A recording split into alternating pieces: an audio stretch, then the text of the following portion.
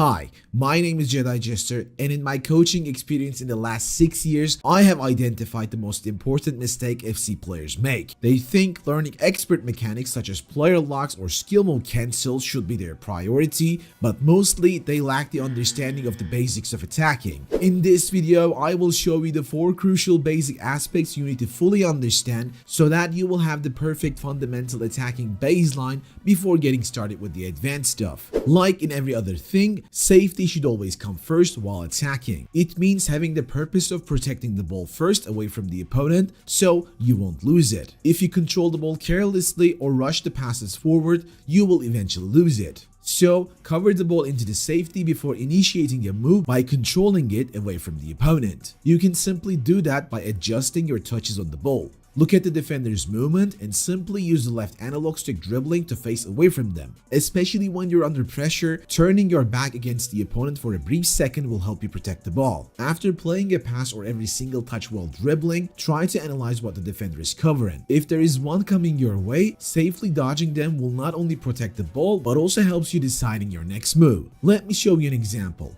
Getting the ball in front of the box, I look for a pass towards inside, but it's heavily crowded there, so I need to be cautious. I take a look at the defender's behavior as the ball is traveling and see their movement towards the lower side, which is why I control the ball safely away from them by only using the left stick, which also opens up the next passing opportunity. After passing the ball, I need to decide which side is safe again. The selected defender just takes a step towards the upper left side, and the AI defender who is covering my receiver takes a step towards the right side, which makes the direction of the yellow arrow super safe, observing both defenders at the same time. After that, my only intention is to pass the ball towards the lower side. Once again, looking at the defender, I see he's moving towards the upper side, which allows me to take the ball into the safety by going towards the lower, and finally, I scored the goal using the safety concept. In our complete attacking course on the Guide Plus, we cover every single aspect like this, which will make you a better attacker. If you want to learn everything about attacking and become better, check the links in the description.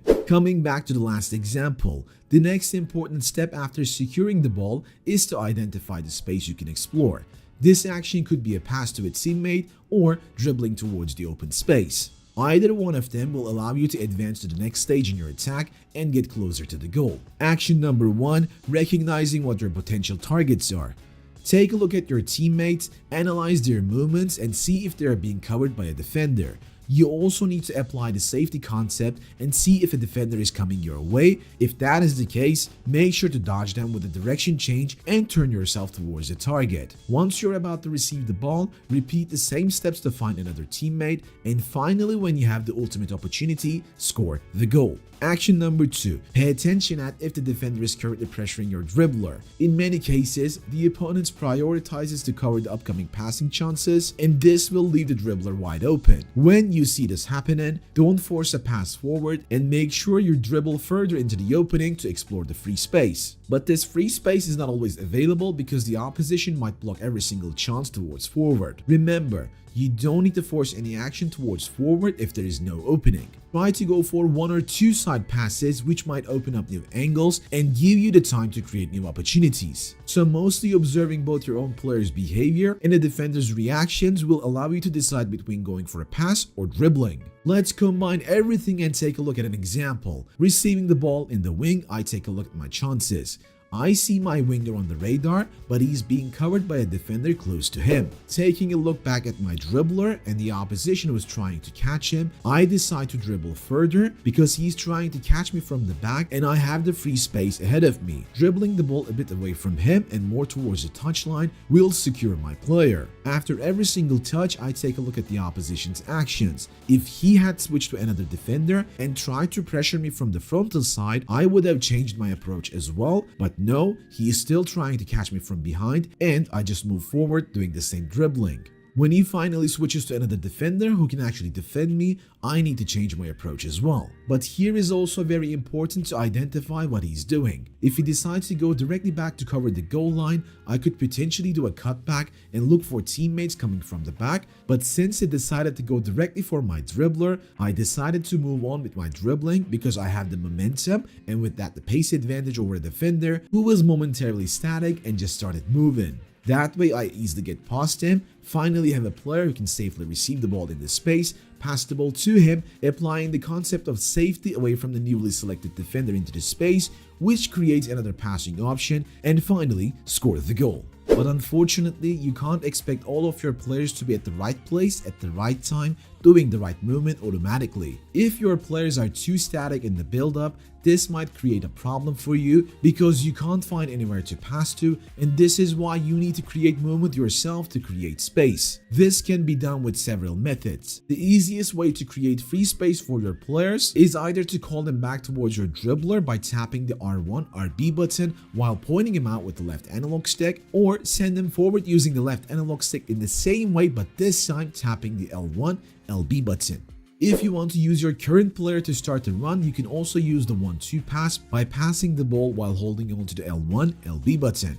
Right after your player passes the ball, he sprints forward into the space. As I'm about to receive the ball, I realize the wingback coming forward, so if I can create movement right there, I might have a chance to break the opponent on a counter, which is why I send a 1-2 pass towards my teammate while holding the L1, LB button. I wait for him to complete his run as I'm dribbling the ball forward, then go for a through ball, which allows him to get the ball in behind the defensive line and score the goal. Identifying your optimal needs in terms of movement and executing these cleanly will open up huge spaces for you, and the opposition defense will find it very hard to defend.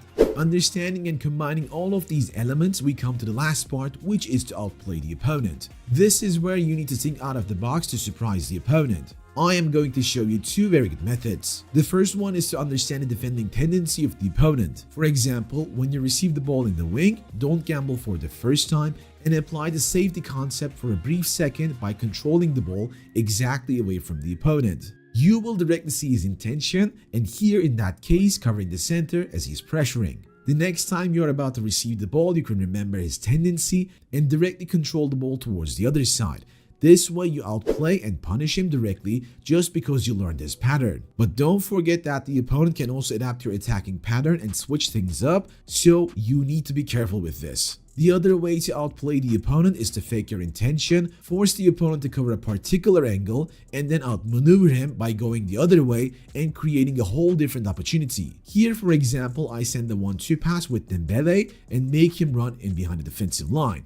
If I just face his direction with the receiver who needs to pass the ball to him, it will be very easy for the opponent to defend the chance. So what I do here is to turn towards the upper side as if I am about to pass the ball there, which will force the opponent to make a move towards there with the selected defender. But following that action, a quick turn towards Dembele's direction opens a huge passing chance, which will end up with a well-deserved goal. The direction of your current player faces will mostly fake your opponent, and this will allow you to easily outplay them.